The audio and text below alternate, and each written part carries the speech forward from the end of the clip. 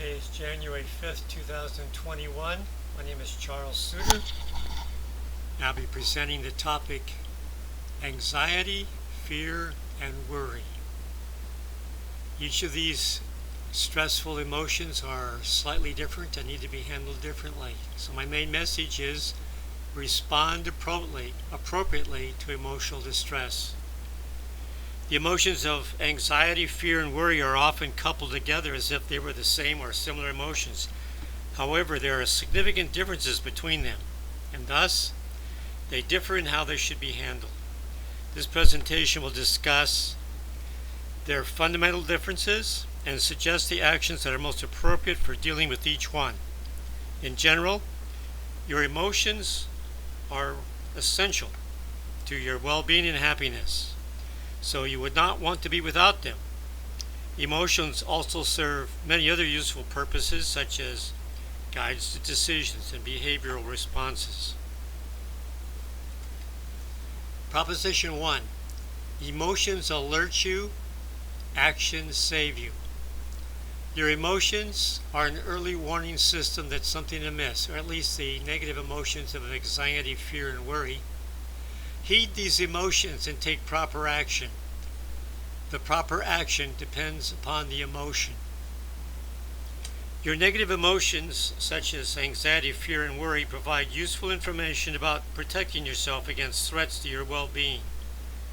Your negative emotions should not be ignored, nor should they be responded to quickly until they are understood. Better to take no action than the wrong action. The proper actions or responses to these stress-provoking emotions are different, depending on whether the threat or adversity is, number 1, clear or unclear, 2, present and immediate or still off in the future, and 3, real or just a remote possibility. Proposition 2, let's talk about fear.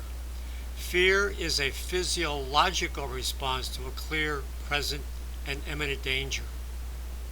The proper response is always take immediate action to save yourself from harm. If you've had some forewarning, you can prepare for the best response in advance. However, once you're prepared, you need not fear, but you need to respect the threat. Fear is an emotional response to a real threat to your life and property that is clearly identified and imminent. If you don't respond appropriately in the moment, you will be harmed. You will likely respond to these dangers by instinct or preparedness, depending on how much time you have to react. If you have time, you can consciously choose the best response and then prepare. Immediate action is the best response to fear. Proposition 3. Both anxiety and worry are psychological responses to unclear and dubious threats. Let's talk about anxiety. Anxiety not connected to a clear and present danger is more or less a mental problem. Chronic and persistent anxiety is a mental health problem best treated by therapy. Worry, on the other hand, is connected to a specific possible future adversity and warrants action. With proper action to mitigate or prevent adversity, worry then becomes unnecessary.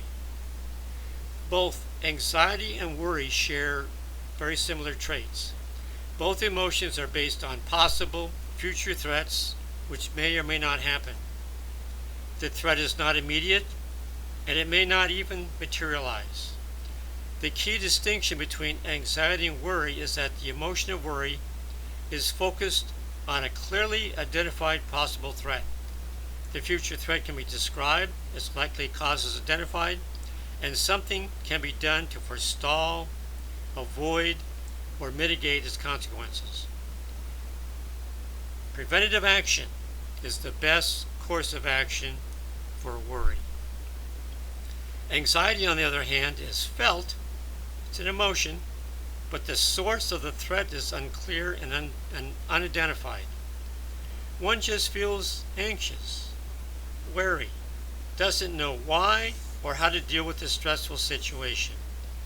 The best way to treat anxiety is to seek help with a mental health therapist who will lead a review of potential causal beliefs, those beliefs that are perhaps irrational, erroneous, or inappropriate.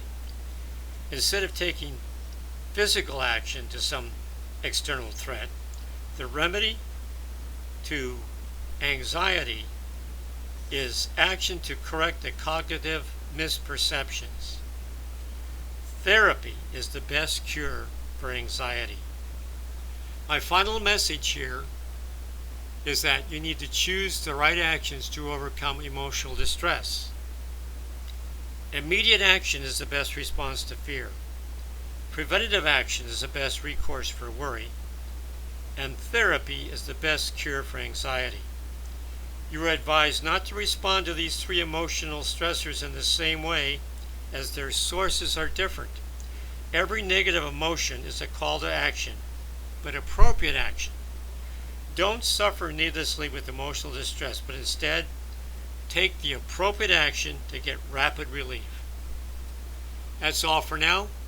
Remember to stay positive. You'll be happier, healthier, and live longer.